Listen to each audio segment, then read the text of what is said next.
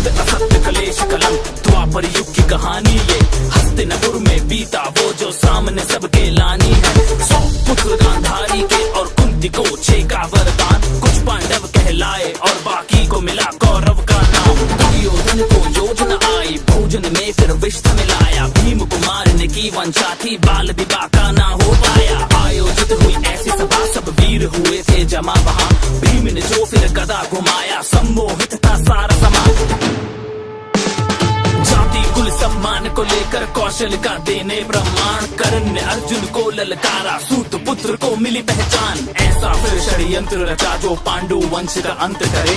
बचा लिया पर विदुर ने उनको पांडव वन प्रस्थान करे। फिर ऐसा संदेशा आया न्योता जो स्वयंवर का लाया। होड़ मची थी वीरों की पर अर्जुन का परचम लहराया। भ्राता और पत्नी सहित घर को अब वो लौट चले।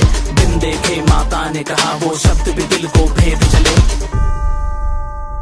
शकुनी का प्रपंच सुनो पासों को फेंका जाल बुना। धर्मराज कुछ समझ न पाया राजपाट संग मान गवाया। दुशासन का दुस्साहस देखो केश पकड़ द्रौपदी को लाया। पुरखों को कलंकित करना देख सका गोविंद की माया। भीम ने ली फिर प्रतिज्ञा दुर्योधन जंगा तोड़ूंगा। लहू के फिर दुशासन के मैं धड़ से अलग निचोड़ूंगा।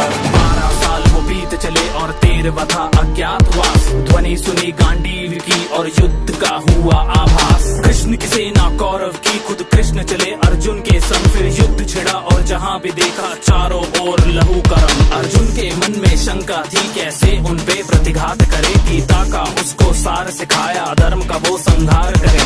युद्ध का आया पहला दिन तीरों की वर्षा होने लगी। भीष्म जो आए रथ पे तो पांडु सेना भी ध्वस्त लगी। दूजा दिन जब युद्ध का आया अर्जुन ने कौशल दिखलाया। शस्त्रों की टकरार हुई और भीष्म न आगे बढ़ पाया। वरदान मिला था मृत्यु भी इच्छा से हो पर शस्त्र उठे ना सामने जब से खंडी हो। खुद ही अपना राज बताया मौत को फिर खुद गले लगाया। अर्जुन तीरों से शैया बनी प्यास लगी पितामह को तो वो भी अर्जुन से ही बुझी।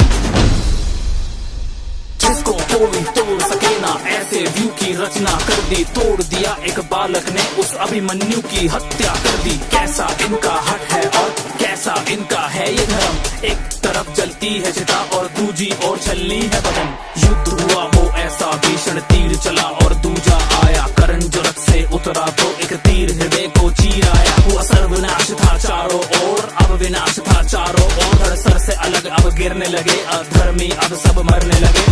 धृतराष्ट्र 100 पुत्रों की संख्या भी अब कम होने लगे। शकुनी का भी अंत हुआ और था अब दुशासन का। उसके सीने को चीर दिया अब लहू के संग शवासन था। दुविधा में दुर्योधन था जीत का कोई आसार नहीं। युद्ध में कैसे विजय मिले जीवन का बस आधार यही।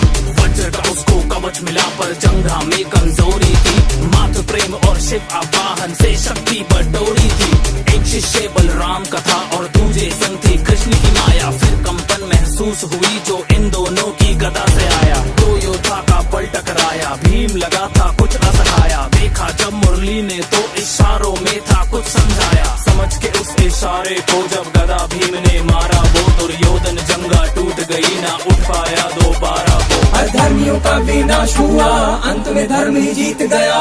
कलयुग का आरंभ हुआ और द्वापर युग भी बीत गया।